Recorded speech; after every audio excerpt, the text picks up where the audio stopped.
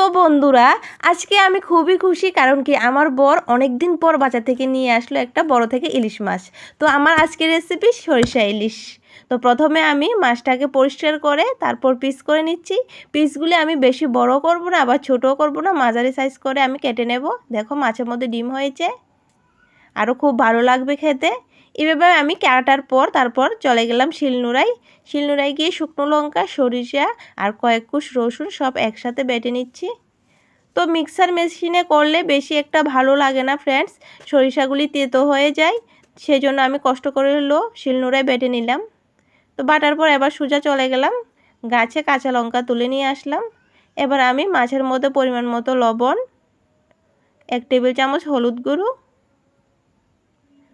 আর 5টা চেরা কাঁচা লঙ্কা, সবশেষে সরিষার তেলটা একটু বেশি করেই দেব ফ্রেন্ডস। এবার আলতো হাতে আমি মাছগুলিকে মাখিয়ে নেব। আমার মাখানো কমপ্লিট, দেখো কেমন হয়েছে, খুব সুন্দর। এবার একটা কড়াইয়ের মধ্যে আরও কিছু পরিমাণ তেল দিয়ে ফোড়নে দিলাম কালো জিরে। এবার মাছগুলি ছেড়ে দিলাম। তো মাছের মধ্যে আমি খুন্তি লাগাবো না ফ্রেন্ডস, এইভাবে আমি নুড়ি দিয়ে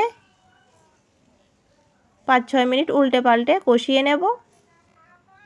এভাবে কিছুক্ষণ কষানোর পর এবার আমি দিয়ে দিচ্ছি গরুর দুধ। তো তোমরা চাইলে নারকেলের দুধও দিতে পারো বা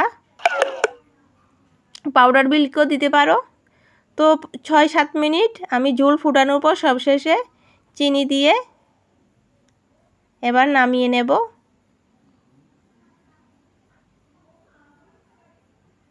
তো রেডি আমার সরিষা ইলিশ। কেমন হয়েছে আমাকে কমেন্ট করে অবশ্যই জানাবে, আর ভালো লেগে থাকলে ভিডিওটি শেয়ার করে দেবে। টাটা।